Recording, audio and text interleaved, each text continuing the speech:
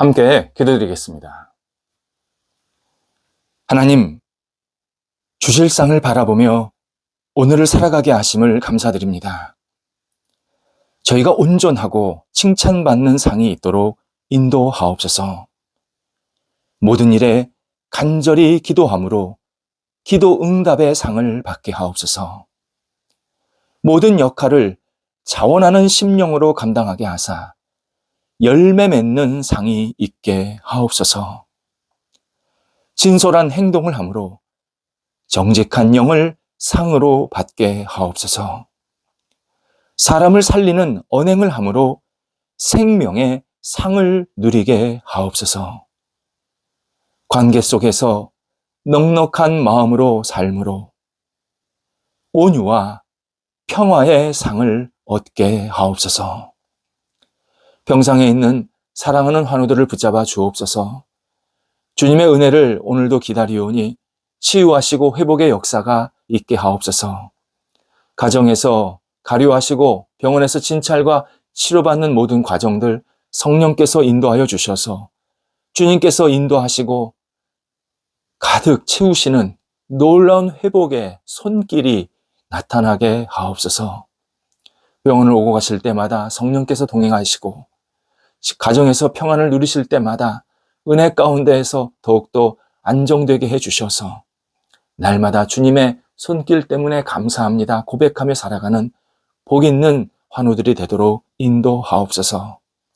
옆에서 기도하시는 가족들을 붙잡아 주셔서 위로해 주시고 힘 주시고 모든 여건들이 안정될 수 있도록 선하게 이끌어 주옵소서.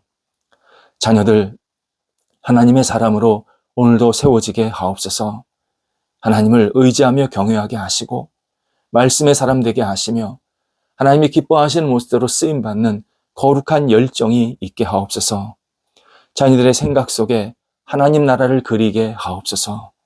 어떤 역할을 하든지 주님이 기뻐하시는 모습대로 쓰임받게 하시고 하나님 우리 사회에 기둥과 같은 거룩한 자녀들로 우뚝 성장하도록 인도하옵소서.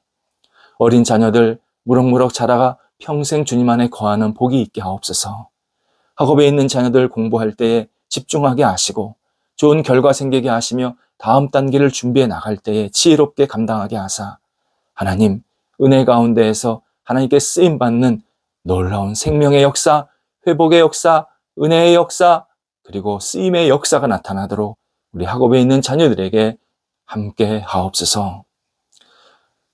장래에 여러 가지 고민과 생각을 가지고 기도하는 자녀들, 만남을 가지고 기도하는 자녀들을 붙잡아 주옵소서. 살아계시고 역사하신 하나님, 은혜가 넘치신 하나님을 붙잡고 이겨낼 수 있게 도와주시고 우리 자녀들이 흔들림 없이 앞을 향해 나아갈 수 있게 하시고 하나님이 주신 분복을 누리면서 마음껏 쓰임받는 삶이 될 수 있게 하여 주옵소서. 하나님, 복 있는 자녀들로 이 땅을 살아가게 하여 주셔서 자녀들이 가는 곳곳마다 그리스도의 향기 되게 하시고 말씀의 사람으로 진리를 비치는 귀한 자녀들의 삶이 되도록 인도하여 주옵소서. 독립한 세대에 함께 하셔서 복 있는 자녀들 되게 하시고 하나님의 주신 능력과 꿈을 갖고 마음껏 펼쳐나갈 수 있도록 성령께서 동행하여 주옵소서. 결혼을 준비하고 있는 자녀들도 함께 하셔서 복 있게 하시고 하나님을 영화롭게 하게 하시며 주의 뜻에 합당한 시간들이 있게 하여 주시어서 하나님 은혜 가운데에서 믿음의 가정이 굳건히 세워질 수 있도록 인도하여 주옵소서. 성도들의 일터를 붙잡아 주옵소서. 가게, 학교, 직장, 사업처, 각기 맡겨진 여러 가지 역할들 하나하나 주관하여 주셔서 함께 일하는 사람들이 합력하게 하시고 하나님 앞에 마음껏 쓰임받게 하시고 좋은 직원들, 좋은 파트너들, 좋은 거래처들이 계속 생기게 하여 주셔서 하나님을 영화롭게 하며 하나님이 기뻐하시며 또 마음껏 쓰임받는 우리 일터들이 될 수 있도록 인도하여 주옵소서. 함께 공부하고 함께 일하는 모든 사람들 가운데 성령께서 꿈을 허락하여 주셔서 이 꿈이 주님 안에서 이루어지도록 인도하여 주옵소서. 어려움을 겪는 일터 주님께서 아시나이다. 넉넉하게 극복하게 하시고 하나님 이 어려움을 통해서 오히려 하나님을 만나고 하나님께 모든 것을 내어 맡기는 신뢰와 은혜의 시간이 될 수 있도록 인도하여 주시옵소서. 우리의 일터가 날마다 승승장구하게 하시고 뿌리가 깊이 내려가게 하시고 확장되게 해주셔서 하나님의 뜻을 이루기에 부족함이 없게 하시고 충만한 열매가 맺혀지게 하시고 하나님의 시간대로 선하게 인도함 받도록 함께 하옵소서. 출토하는 성도들을 붙잡아 주옵소서. 오늘도 가실 때 성령께서 함께 하시고 주님의 뜻을 이루고 잘 돌아오시게 하옵소서. 저희 교회 하나님을 영화롭게 하는 교회로 날마다 세워지게 하옵소서. 하나님만이 주인 되어 주시고 하나님을 경외하며 의지하며 예배하며 주 앞에 모든 것을 내어 맡기는 믿음의 교회가 되게 하옵소서. 믿지 않는 분들이 찾아와서 하나님을 믿고 의지하며 하나님 안에 거하는 분복이 있게 하시고 주님의 뜻을 이룰 수 있게 하시고 진리가 세워지게 하시고 예수 그리스도의 십자가 은혜가 성도들 한 사람 한 사람 위에 가득 임하게 해주셔서 하나님을 만나고 의지하며 새로운 삶이 출발될 수 있게 하옵소서. 더 뿌리가 안정되게 하시고 확장되게 하시고 주님의 이름을 높여드리게 충만히 쓰임받는 하나님이 기뻐하시는 교회가 되게 하옵소서. 사랑의 교제가 넘치게 하옵소서. 우리 성도들 오늘 한날을 살아갈 때에 은혜 가득하게 하시고 주님이 주시는 사랑과 은총 때문에 감사하며 마음껏 쓰임받고 활동하는 복 있는 성도들 되게 하옵소서. 예수님의 이름으로 기도드립니다. 아멘. 오늘 우리에게 주시는 하나님의 말씀은 구약성경 느헤미야서 2장 1절에서 5절 말씀입니다. 느헤미야서 2장 1절에서 5절입니다. 살아계신 하나님의 말씀을 봉독합니다. 아닥사스다 왕 제20년 니산월에 왕 앞에 포도주가 있기로 내가 그 포도주를 왕에게 드렸는데 이전에는 내가 왕 앞에서 수심이 없었더니 왕이 내게 이르시되 내가 병이 없거늘 어찌하여 얼굴에 수심이 있느냐 이는 필연 내 마음에 근심이 있음이로다 하더라. 그때 내가 크게 두려워하여 왕께 대답하되 왕은 만세수를 하옵소서. 내 조상들의 묘실이 있는 성읍이 이제까지 황폐하고 성문이 불탔사오니 내가 어찌 얼굴에 수심이 없사오리이까 하니 왕이 내게 이르시되 그러면 내가 무엇을 원하느냐 하시기로 내가 곧 하늘의 하나님께 묵도하고 왕에게 아뢰되 왕이 만일 좋게 여기시고 종이 왕의 목전에서 은혜를 받아싸우면 나를 유다 땅 나의 조상들의 묘실이 있는 성읍에 보내어 그 성을 건축하게 하옵소서 하였는데 아멘. 직업은 생활을 영위하는데 하나님이 주신 중요한 수단입니다. 하나님은 각자에게 재능과 어떤 열심에 따라서 어떤 직업, 어떤 일을 하게 만드십니다. 그리고 그 일, 직업을 통해서 하나님이 주시는 복도 누리게 하십니다. 직업 없이 복을 누릴 수 있는 방법은 없습니다. 직업은 우리가 한 인생을 살면서 반드시 필요한 역할입니다. 물론 가정주부도 중요한 직업, 역할 가운데 하나입니다. 사실 가정주부가 모든 일 가운데 가장 기초적인 일이고 역할입니다. 그러나 삶의 목적은 먹고 사는 직업보다 역할보다 더 높은 차원의 개념입니다. 삶의 목적은 직업에서 느낄 수 없는 의미를 느끼게 합니다. 똑같은 일을 해도 삶의 목적을 가지고 어떤 열심과 희망을 가지고 그 일을 하면 전혀 다른 차원의 의미를 느끼게 합니다. 내가 일을 해서 여유롭게 살 수도 있고 조금 어렵게 형편이 계속 유지가 될 수도 있습니다. 그런데 이런 여유와 어려움과 관계없이 삶의 의미는 신앙인을 계속 앞으로 이끌고 가는 동력이 됩니다. 그래서 이 삶의 목적, 삶의 의미를 내가 갖지 않으면 나는 계속 이 쳇바퀴 도는 생활을 할 수밖에 없습니다.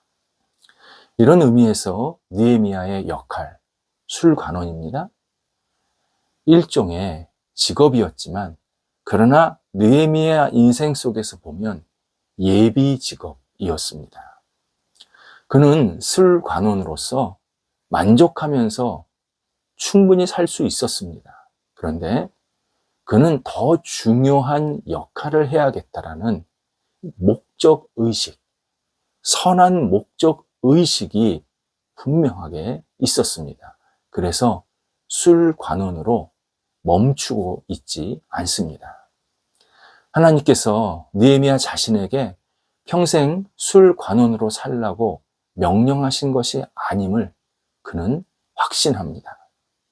더 필요한 역할, 더 의미 있는 역할, 더 중요하고 정말 하나님께서 기뻐하시는 역할을 위해서 하나님이 자신에게 지금껏 보호해 주셨고 인도하셨고 지금 이 자리 술관원에 있게 하셨다라는 사실을 깨달은 겁니다. 자신의 인생의 목표가 어떤 희망이나 목적이 술관원에 있지 않고 이 술관원은 그 다음 단계를 넘어가기 위한 과정이었다라는 것을 깨달은 겁니다. 하나님께서 느헤미야에게 주신 이 삶의 목적은 예루살렘 성벽을 재건하라는 강력한 희망이었습니다. 이 사실이 오늘 본문에 나타납니다. 예루살렘 성벽이 무너진 소식을 들은 느헤미야가 슬픔과 고민으로 가득 차게 됩니다. 이것을 오늘 본문에서는 이 수심, 1절에서 수심이라는 표현이 나오는데 수심이라는 단어로 우리에게 알려주고 있습니다. 2절에 의하면 그의 얼굴에 수심이 가득해서 평소 때와는 전혀 다른 모습을 보이고 있었음을 알게 합니다. 그러니까 왕이 늘 가까이 대하고 또 자기가 신뢰하는 신하이다 보니까 느헤미야 얼굴을 보니 이게 그냥 얼굴이 아닌 겁니다. 그래서 이렇게 질문합니다. 내가 병이 없는데, 너 아프지 않았는데 왜 그렇게 얼굴에 수심이 가득하냐 묻게 됩니다. 느헤미야는 성벽이 무너진 소식을 듣기 전까지는 자신의 역할에 충실했고 누구에게도 빚지지 않았고 그리고 왕에게도 신뢰와 인정을 받았다라는 사실을 분명히 알게 됩니다. 왕이 느헤미야 얼굴을 처음 보는 겁니다. 이런 수심 어린 얼굴을. 내가 병이 들지 않았는데 나는 내 얼굴 이런 거 처음 본다. 너 도대체 무슨 일이 있는 거냐? 물었습니다. 느헤미야가 성벽 이야기를 듣고 난 다음서부터 성벽 재건의 모든 마음, 모든 삶의 목표를 쏟아 부었다라는 사실을 알게 됩니다. 이 문제를 가지고 하나님께 기도했고, 하나님, 제가 어떻게 해야 됩니까? 어떻게 해야 하나님이 기뻐하신 일을 할 수 있겠습니까? 라고 구했을 때, 그때 하나님께서 느헤미야에게 성벽을 세우는 분명한 목표 의식을 주시게 됩니다. 이처럼 사람은 하나님이 주신 희망, 목표 의식, 목적 다 같이 그냥 애들로 표현하자면 이러한 희망이나 목적을 얻으면 자기가 지금 하는 일에 갈증을 느끼게 됩니다. 느헤미야 같은 경우는 이 갈증을 수심이라고 표현한 겁니다. 그리고 나에게 주신 이 희망, 목표를 내가 이루기 전까지는 갈증이 해소가 안 됩니다. 일례로 내가 무언가를 시작하고 싶다. 어디에 투자하고 싶다. 무엇을 제조하고 싶다. 어디에 사람들에게 판매하고 싶다. 어떤 유통, 연결해주는 역할을 하고 싶다. 이러한 희망이 내 안에 확 채워지면 그 일을 잘 감당하기 전까지는 절대 마음이 편치가 않습니다. 계속 내가 이걸 어떻게 잘할까? 어떻게 하면 더 이 일을 잘 이룰 수 있을까를 생각하고 고민하게 만듭니다. 이것을 신앙의 선조들이 뭐라고 표현했냐면 거룩한 낭망이라는 단어를 썼습니다. 원래 낭망은 낙심, 별로 좋은 표현은 아니지 않습니까? 마음이 무너졌다는 거니까요. 그런데 거룩한 낭망이라는 게 뭐냐면 뭔가 의미 있는 일, 하나님이 나한테 주신 어떤 목표, 희망을 이루고 싶은데 그게 안 될 때 내 안에 낭망이 생기는데 그것을 거룩한 낭망이라고 표현한 겁니다.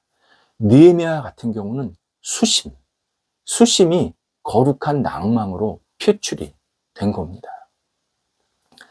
물론 세상적인 근심 때문에 수심도 생길 수 있습니다. 인간적인 수심. 이것이 우리의 마음을 불편하게 만들 때가 있습니다. 그렇다면 거룩한 낭만과 인간적 낭만, 거룩한 수심과 인간적 수심을 어떻게 구분할 수 있을까를 생각해야 합니다. 먼저 기도입니다. 기도. 느헤미야처럼 간절히 기도하는 시간이 있어야 그게 거룩한 낭망인지 인간적 낭망인지 구별이 됩니다. 인간적 낭망은 기도하지 않습니다. 기도해도 자기 욕심에 따라 구합니다. 그냥 나 마음 가는 대로, 느낌 가는 대로, 나 하고 싶은 것이 있는데 그거 하지만 못해서 병 생기는 수준입니다. 그냥 상사병, 그냥 마음에 불편해서 이거 해야 되는데 그러면서 계속 불안한 상태가 인간적 낭망입니다. 반면 거룩한 낭망은 기도를 통해서 하나님의 목적, 하나님의 뜻, 하나님이 주신 희망을 깨달아 생긴 결과입니다. 그리고 이 거룩한 목적을 완수할 때까지 나는 멈추지 않겠다. 내가 뭔가 열정을 가지고 돌파해야겠다라는 이러한 용기와 지혜도 있게 만드십니다. 또 하나 거룩한 낭망은 목적 자체가 개인의 이익에서 출발하지 않습니다. 공동체적이고 공공의 선이고 큰 차원입니다. 내가 거기에서 이익을 받지 못하더라도 뭔가 더 큰 이익과 더 큰 모습이 세워진다 그러면 희생하고 헌신하고 내 것을 내려놓는 그러한 성숙한 모습으로 마음속에 거룩한 낭망을 갖게 하십니다. 당연히 하나님께서 원하시는 것을 이루면 개인적 유익도 생기게 만드십니다. 느헤미야 같은 경우도요, 나중에 유대 나라의 총독이 됩니다. 그래서 백성들을 지도하는 영광을 얻게 됩니다. 느헤미야가 처음서부터 나 총독 될 거야 하면서 예루살렘 성벽 건축한 거 아닙니다. 그런데 하나님의 뜻에 따라 예루살렘 성벽을 건축하다 보니까 하나님께서 그에게 새로운 능력을 주셔서 사람들을 이끌 수 있는 지도자가 되게 하신 겁니다. 이때 개인적 유익은 부수적인 효과입니다. 개인적 유익이 핵심 내용이 아니었습니다. 그래서 느헤미야 같은 경우도 총독을 자기의 어떤 자랑, 자기의 만족, 그리고 자기의 권력욕을 이렇게 세우려고 하는데 사용하지 않고 백성들을 위해서 끝까지 헌신하고 희생하고 백성들이 하나님을 잘 믿고 섬길 수 있도록 이끌어주는 좋은 통로, 지도자 역할을 하게 됩니다. 우리가 직업을 넘어서 하나님이 주신 목적을 이루고자 한다면 하나님은 우리에게 기회를 주십니다. 4절에서 수심이 가득한 예레미야를 보고 왕이 이렇게 이야기합니다. 내가 무엇을 원하느냐? 내가 무엇을 원하느냐? 무슨 말입니까? 너 원하는 거 내가 도와주겠다는 거 아닙니까? 네가 지금 가지고 있는 이 수심 해결할 수 있도록 내가 뭔가 내 역할을 해주겠다. 그런 의미입니다. 하나님은 이처럼 다양한 상황과 방법으로 하나님의 목적과 뜻을 이루고자 하는 우리에게 계속 기회를 허락하십니다. 이 기회를 우리는 놓치지 말아야 합니다. 기회를 받았다면 기도하면서 이 기회를 잘 살릴 수 있도록, 잘 활용할 수 있도록 집중하고 최선을 다해야 합니다. 예레미야도 그랬습니다. 예레미야가 왕이 너 뭐 원하느냐? 라고 물었을 때 먼저 묵도, 곧 기도부터 합니다. 오늘 본문에 묵도라고 표현한 이유는 기도와 약간 이 차이가 있다라는 사실을 알려주기 위함입니다. 기도, 그럴 때는 하나님 앞에서 큰 소리로 간구하고 외치는 모습을 말하고, 묵도는 조용히 속으로 하나님 앞에 간구하는 표현을 말합니다.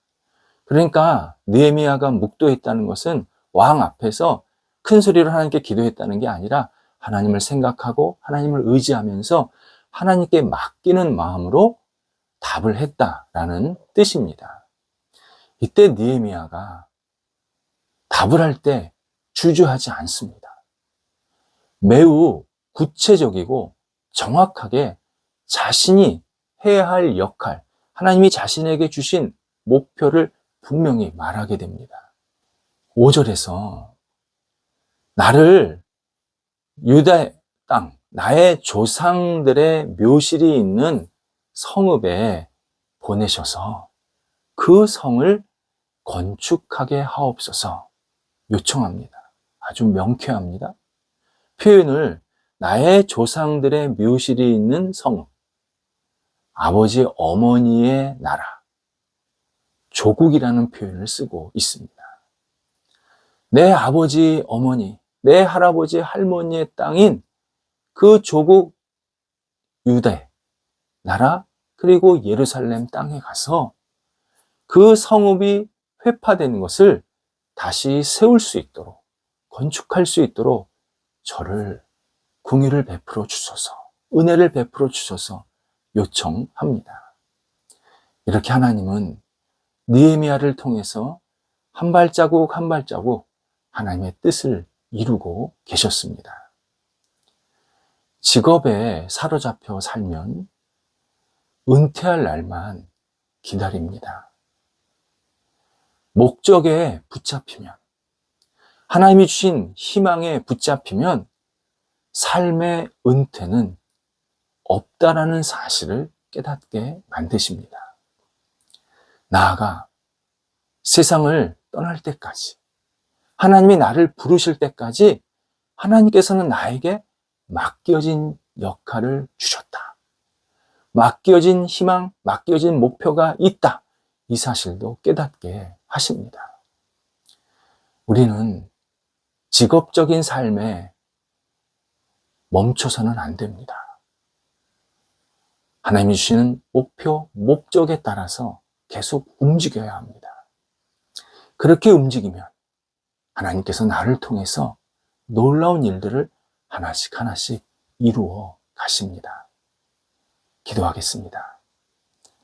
하나님, 저희가 오늘도 주님이 주신 희망과 목적에 따라 움직이기를 원합니다.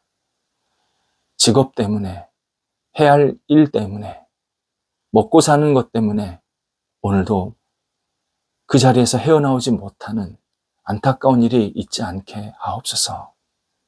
다시 하나님을 바라보면서 주께서 저에게 허락하신 이 삶의 목적, 희망과 목표를 분명히 붙잡고 앞을 향해 나아갈 수 있도록 저희들을 붙잡아 주옵소서. 하나님, 오늘도 저희들의 살아 움직임이 하나님을 영화롭게 하는데 복되게 쓰임받게 하옵소서. 예수님의 이름으로 기도드립니다. 아멘.